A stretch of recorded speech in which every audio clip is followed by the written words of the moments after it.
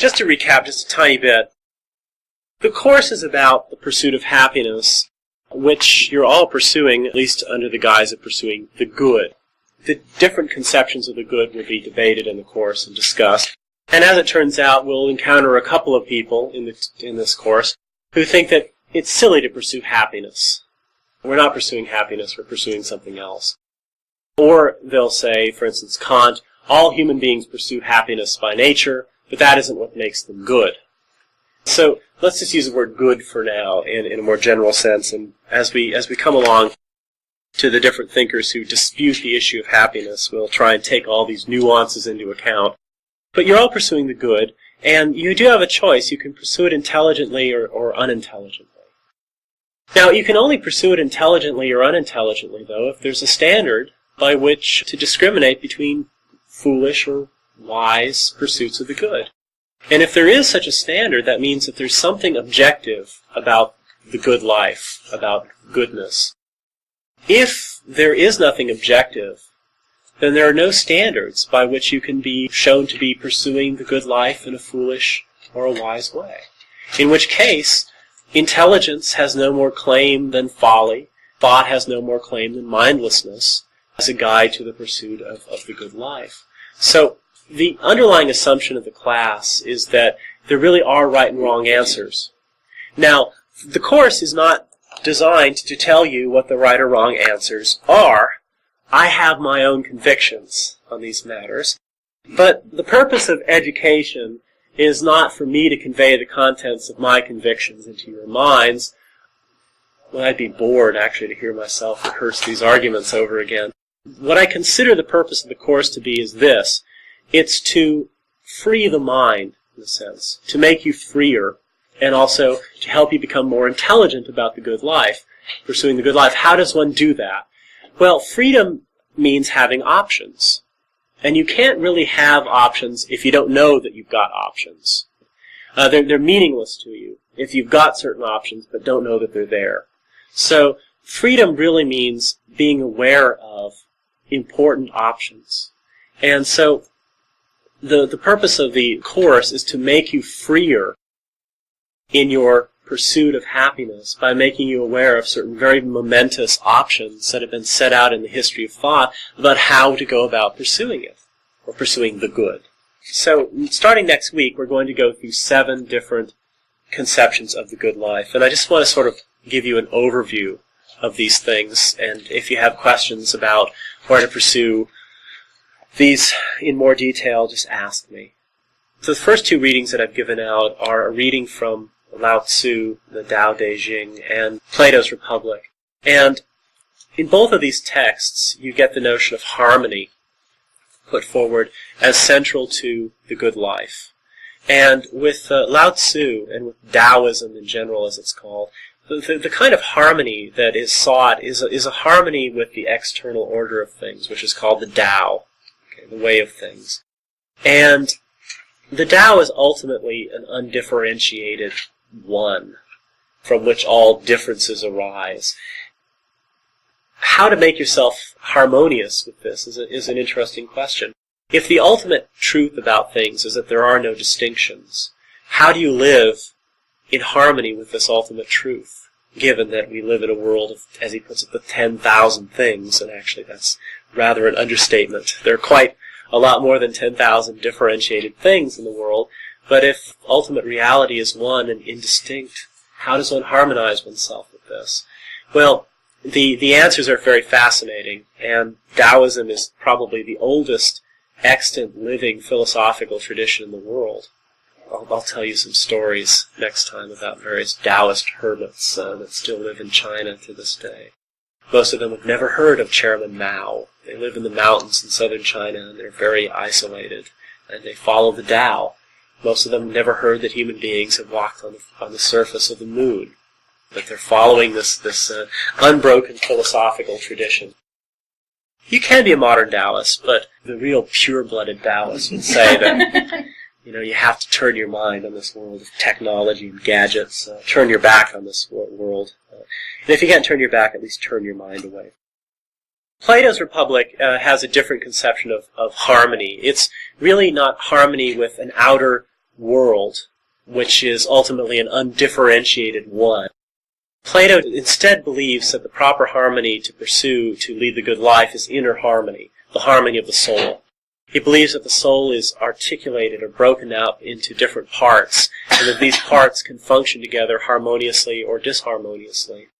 The harmonious functioning of the parts of the soul is happiness, and the disharmonious functioning is kind of sickness of the soul, it's vice or unhappiness. And the Republic is really his greatest work about the soul, even though it talks about politics all the way through. Politics is only introduced to illustrate the internal structure of the soul. And so we'll be looking at ideals of harmony. On September the 9th, the third session, we're going to be looking at conceptions of self-actualization. And we're going to read two authors who are great favorites of mine. One is Nietzsche from The Gay Science. In there, he takes up this classical theme of self-actualization and very, very passionately and eloquently lays it out and advocates it. It's very different from the kind of Nietzscheanism that you find in other places where he seems to say that you can become whoever you want to be. There he says, become who you are, which is the exhortation from Pindar, one of the ancient Greek poets. We have to become who we are, not whoever we choose to be. Montaigne, in his essay of Repentance, is also a great advocate of self-actualization, and also just self-acceptance on a certain level. He was a brilliant and marvelous human being, but also, like all of us, a very flawed human being. And one of the things that he's trying to come to grips with are his flaws, and attain a certain amount of self-acceptance consistent with moral seriousness. I mean, you can accept yourself if you have no standards at all very easily. You just become the standard from moment to moment, right? However, if you have any kind of standards at all, then the issue of self-acceptance becomes an issue. And he's striving for self-acceptance in the midst of all of his faults and flaws. At the end of his life, he's writing as an old man. He feels he's all used up. He doesn't have much time. And he's trying to look back on his life and see the pattern of his daimon, if you will, his destiny, and also accept what's happened. It's an important part of self-actualization is self-acceptance. Montaigne lived in the 16th century in France. Nietzsche died in 1900. Born in 1846, died in 1900. Plato was born in the 5th century BC, died in the 4th century BC, Athens. Lao Tzu's somewhere in the 5th century BC, or maybe even the 6th. It's very, very unclear. He might not even really have existed. On the 16th, we're going to look at the ideal of detachment. And we're going to look at Epictetus. Now, Epictetus was a Roman, well, he was a Greek, born Greek. He lived in the Roman Empire, and he lived most of his adult life in Rome. He was a slave. He eventually became free. He was a crippled man, and he was a philosopher. He was a Stoic. And the Stoic tradition began in the 3rd century BC in Athens, and it had existed about 500 years when Epictetus was writing. Epictetus is one of the great Roman Stoics, and he was the teacher, in part, of the Emperor Marcus Aurelius, which shows you that the Stoics ranged from all levels of society, from the emperor of the world to the lowliest slave. It's about detachment from desire and the pursuit of inner harmony. And there's a lot of overlap between Plato and the Stoics. In fact, Stoicism is one interpretation of Socrates' teaching in Plato's dialogues. Also, it takes up certain Socratic themes that are found in the writings of Xenophon, who was another student of Socrates, who wrote works that portray Socrates' conversations. And then we're going to look at the Buddha, this piece called The Foundation of the Kingdom of Righteousness, which just lays out in very simple terms the basic Buddhist teaching that the source of suffering is desire, and therefore the source of salvation is the detachment from desire, or the extinction of desire in some sense. It's very similar in many ways to Stoicism. On the 23rd, we're going to look at the concept of duty. We're going to look at Confucius. Confucius is one of my favorite philosophers, and he has a very rigorous and morally uplifting notion of a life of duty.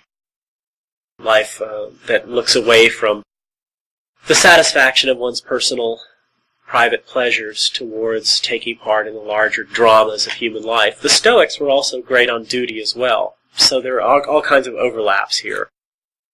The Stoics preached duty to public men and preached inner detachment to philosophers. They had two different teachings when you got right down to it. Then we're going to look at Immanuel Kant. Immanuel Kant, born 1724, died 1804, lived and died in Königsberg in Prussia, which is now Kaliningrad in Russia. His work, The Groundwork of the Metaphysics of Morals, is the most austere notion of an ethics of duty that's ever been set forth. It's quite, I think, elevated and sublime in his conception of what duty is. Kant is the person who says all human beings strive for happiness, but they should set their sights higher than that. Namely, that they should do their duty for duty's sake. And he argued that the purest moral life is a life where you do the right thing simply because it is the right thing, and you don't need any external incentives to do the right thing, such as being made happy by it or enjoying it, and so forth. He says, instead of the life of the pursuit of happiness, what we need is a life of the pursuit of the worthiness to be happy, okay, which means being as good as possible by the standard of doing your duty. What you really have to do is you have to be clear about your inner motivations. And so the clearest acts of duty are the ones that go against all of your impulses. So he says if a person is weary of life and yet goes on living because it's the right thing to do, out of respect for humanity, to not murder yourself, he says that's clearly a moral act, because all of their incentives of their feelings and passions are against living, and yet they live because living is the right thing to do. It's very clear that the motivation is right, and not pleasure or the good opinion of others and things like that. It's not so much, you could have done it out of duty, it's just that your motivations won't be very clear to you. You should try and be as conscious as possible of your motives, because if you do the right thing merely because it feels good, or because your parents think it's good, or because you want a reward from somebody else, you're not really a moral person. You're a person who wants to appear moral and do certain moral things because they have certain extrinsic rewards. The truly moral person is the person who does the right thing simply because it's right, without any expectation of reward. And it's in the truly hard cases that you see who's a moral person, and those are the hard cases where all of the motivations of other people's opinions and your own desires and feelings go against doing the right thing, but you do it anyway. And so this is a very heroic conception of the moral life. People who lay down their lives, combat and things like this, because it's the right thing to do, are showing their true mettle. The people who pursue the right thing instead of the comfortable thing, these are the people who you can tell are truly moral. Montaigne, who has appeared already as an advocate of self-actualization, also appears, oddly enough, as an advocate of duty. His essay of Husbanding Your Will is really exquisitely beautiful. He's a great writer. You'll love reading him. But in there, he talks about his time as the mayor of Bordeaux in France. He returned from a trip to Italy and discovered that the king and the queen mother and some of the other most powerful people in France had made him mayor of Bordeaux in his absence. He was reputed, quite rightly, to be a wise and judicious fellow, and so they put him in a position of power. And, of course, that was the last thing he wanted. He wanted to spend all of his time at home in his little tower, in his study, writing about himself and knowing himself and actualizing himself. And lo and behold, he had political office thrust upon him. It was a duty. The word office is literally duty in Latin. So he had this office, he had these duties to discharge, and as it turns out, he discovers that doing one's duty is completely consistent, and acting from the motive of duty is completely consistent with being oriented towards the development and actualization of the self. And he gives a kind of account of the nature of reality, of metaphysics, that places a great stress on the role of the accidental and the chance in order to justify this claim. And it's a very powerful and brilliant argument for reconciling acting from duty with the pursuit of one's own self-actualization. So it's really great reading. I changed the duty selections, if some of you might notice a bit.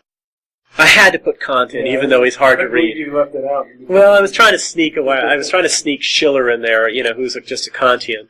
But I thought, no, you have to read Kant. It's for your own good, whether you like it or not. Anyway, September 30th will be the hedonist night. And I'll have to try and make the room more comfortable, brighten it up, and make it plusher. Have some exotic music in the background. The life of pleasure is often claimed to be the best kind of life. And we're going to look at Plato, where Callicles in the Gorgias praises the life of pleasure. This isn't Plato's own view, it's the view of Callicles, who might have been a fictional person, but who represents a very pure and brilliantly argued hedonism. We're also going to look at some fragments and testimony about Epicurus, the founder of the Epicurean school. And of course, Epicureanism is synonymous with the pursuit of pleasure. However, Epicurus himself had an extremely austere notion of pleasure that was almost, when you get right down to it, about as sensuous as Buddhism or Stoicism. But he defined it. He defined himself as a hedonist, and he defined the good life as a life of highly refined and ascetic kinds of pleasures. The later Roman Epicureans threw away all that asceticism and just went wild. They ruled the world. They could afford to go a little wild. Poor Epicurus lived in a little stone hut and ate gruel. And, of course, he did that because he didn't like to work, and I can wholly sympathize with that. He lived a life of independent poverty, which is my goal. If I can't be independently wealthy, I'll at least be independently poor, but I will be independent then. October 7th, we're going to look at the conquest of nature as an ideal, and I decided to use Ayn Rand for this. I could have teased this teaching out of Bacon and Descartes and people like that, but why have to tease it out when you can find somebody who puts it forward in a very vivid and profoundly exciting way? And so I'm going to use Rand. And I decided to use her article on Apollo 11 as the primary text. The third thing I list there, Apollo and Dionysus, I've decided to eliminate that. It's too repetitive. I'm going to put another essay in that's shorter called Epitaph for a Culture, which is about the end of the moon launch program in the early 70s. It's a follow-up to the Apollo 11 piece. Poor Rand was very much an advocate of laissez-faire capitalism and hatred of government programs. And she found herself deeply conflicted by her glorying over the space race and the moon launch and man walking on the moon, one of the great welfare state programs of our time. But the thing is that I think it really gets to what's essential about her, which is not her belief in capitalism so much as her humanism, and her belief in a heroic vision of man as the conqueror of nature. So at the end of her article, she's saying, if the United States has to have a mixed economy, then let's pour all the billions we can into putting the American flag on the Mars and on Jupiter. I guess she didn't know that Jupiter's just a huge gas ball and there's no real place to plant the flag. But she wanted to conquer the universe instead of pissing it away on poverty programs. Let's do something glorious for mankind. That's really a quintessential modern progressivist Enlightenment humanism. I reread the article last night, and it's got it all, so she's a perfect representative of this epoch. She believed very strongly in reason and enlightenment and technology and science and so forth, and thought that was most consistent with capitalism. That she got so soft on this big government program, I think, indicates, though, that the real essence of her thought is not the capitalism so much as the glorification of mankind, heroic achievement. Yeah, I suppose, which is a little odd given the vast scale of this project.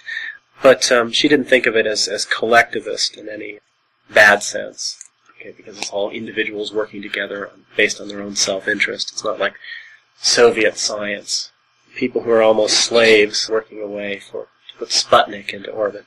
She also was a great admirer of the Manhattan Project. In the 1950s, she started writing a treatment for a movie about the creation of the atomic bomb, and was most amazed at the vast scale of the enterprise to create the atomic bomb. And it really was extraordinary. The largest factories in history were created almost overnight in the process of making this, and it was just a massive undertaking, almost as massive as many of the campaigns in the war itself. It was quite remarkable. The last and not least life we'll deal with is the spiritual life. And what I decided to do is, instead of looking at Augustine or the Bible and things like that, I would go to William James. William James has a marvelous book called The Varieties of Religious Experience. He was, I think, America's greatest philosopher. A lot of people think that his friend Charles Peirce was greater, but they overestimate the importance of math. James was, I think, one of the great philosopher in America, and he's also a marvelous writer. He started out as a medical doctor and then moved into psychology and wrote The Principles of Psychology, which is one of the great books in psychology, one of the first big books on the subject, really. And then went on to write many philosophical essays. And near the end of his life, he delivered the Gifford Lectures at the University of Edinburgh. Is it Edinburgh or St. Andrews? Goodness. I'm embarrassed. I think it's St. Andrews in Scotland, called The Varieties of Religious Experience. What it is, it takes his philosophical method of pragmatism, which attempts to take ideas back to their experiential sources, and tries to understand the nature of religion in terms of its experiential foundations. And he has a magnificent chapter called Conversion, which really, I think, states the essence of the spiritual life in the clearest terms ever. And he has a lot of wonderful quotes from a lot of classic sources in there as well. So we're going to spend the whole session looking at that. And I think it's really the best representation of the religious life that I can find. So anyway, that's the basic overview of the course. And one of the things that I really want to do in the class is I'm going to start out each session by laying out, or each segment of the course by laying out the basic arguments and presuppositions of each text. And then I just want to try and slog through it all with you and clarify these matters as much as possible just through question and answer and discussion. Because really, your lives depend on it, right? If there is a right answer, then finding it is the most important thing you can do. Plato, Aristotle, the others argued that human happiness is the only unconditionally good thing there is in this world. It's that thing for which all other things are chosen. So if you ever have any conflicts about, whether you come here or go to a picnic, whether you come here or go to a bar mitzvah, just remember this is the pursuit of the unconditionally good. So just tell your boss that you have to leave work, you can't do any overtime, because what they're offering you is only conditionally good. What philosophy offers the pursuit of the unconditionally good. And how many hours a week do you put in doing that when you get right down to it? Well, in some ways you spend your entire life doing it, but in other ways you don't do it very deliberately. I mean, that's the way most people are. So what I'd like to do now is, also, one of the things we'll be attentive to is whether or not some of these ideas can be collapsed into one another, can be harmonized with one another, not reduced, at least harmonized. And maybe the full picture about the good life is not going to be captured by any one of these things, but that many of them are sort of different aspects or views of it, and to try and find the coherence of that. But in any case, the goal is to be able to pursue happiness more intelligently, and to be aware, and to do that, you have to be aware of the options. And so we're going to try and give you sort of roadmap or compass. Freedom means having real options, real options and being aware of them. And I consider the goal of the course as liberal education in the classical tradition, which means to liberate the mind. And how do you liberate the mind? You make it aware of its real options. And so by trying to just sort of survey different options in conceiving the good life, whether it's harmony or self-actualization or pleasure or whatever, it allows you to make distinctions and be aware of options that you might not have been as clearly aware of before. And so by making the distinctions, you think more clearly and can act more clearly. Life is all a matter of a process of slowly moving from the kind of fog, right, of childhood and infancy to greater and greater clarity. But I'm a Platonist, and so I'm convinced that the soul already knows everything, and it's just a matter of gradually recollecting all these things and being able to put them into words. But the clearest test of that is the fact that whenever I've heard a truth of a philosophical nature, a general truth about life, I've always had the experience, yes, somehow I've always known that. Now, when somebody tells me that the pollution level is so high, I don't have that experience. I mean, we don't know everything like that. But as far as being equipped with a certain basic set of general truths about the nature of man and the cosmos and our big options and things like that. We all come with that. And so it's always a kind of self-recognition process that goes on. That's why real education doesn't necessarily mean putting anything in, because the most important things are already there. They just have to be sort of brought to the surface and articulated. There's a lot that goes into the name of values clarification that I think is implicitly relativistic, the way it's taught in high school. You know, you've got all kinds of options that are just sort of laid out, and then you're supposed to just sort of choose the values you want for your life. That comes from having, PE coaches teaching you about the nature of life when it's too rainy to be out on the field. I mean, that's when most of the stuff is done, you know, and it's, you get this jock up there who's not. That's the issue. Values clarification is fine, but then the next question is it true? Or ought we to have these values? That's the hard question. That's where philosophy comes in. That's a whole different road to hoe. We're going to get not only clearer, but also more critical about these things. Are you going to define family values for us? No, I'm not going to do that. The pursuit of happiness, you know, I only had 8 sessions, and I just couldn't put in anything about that, which is What did they talk about? which is kind of interesting, and maybe this is a sort of bias that I have.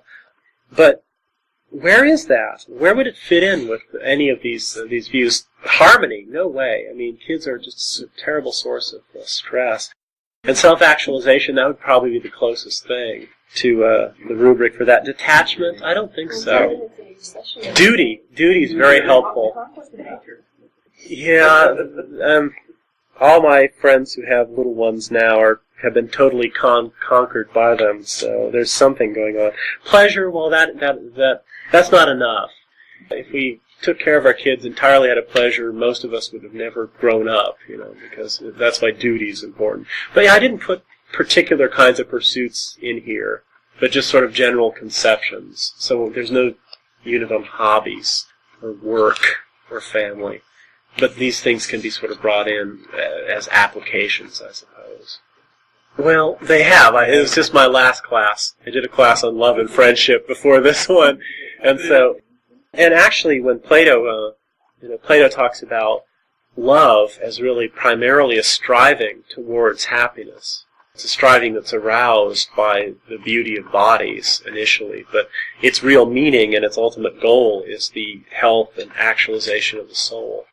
There's a lot to be said about that. But again, those would be more like applied areas: family, personal relationships, pets, jobs, hobbies.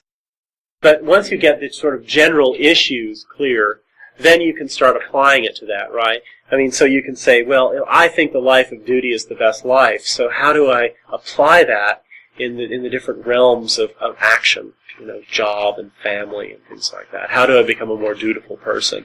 Or pleasure. If you think pleasure is the best way of life by the end of this, then that can be applied to all the different fields of endeavor. But I wanted to deal with the general conceptual issues and not sort of the applied issues. It's not being left out because philosophers leave it out.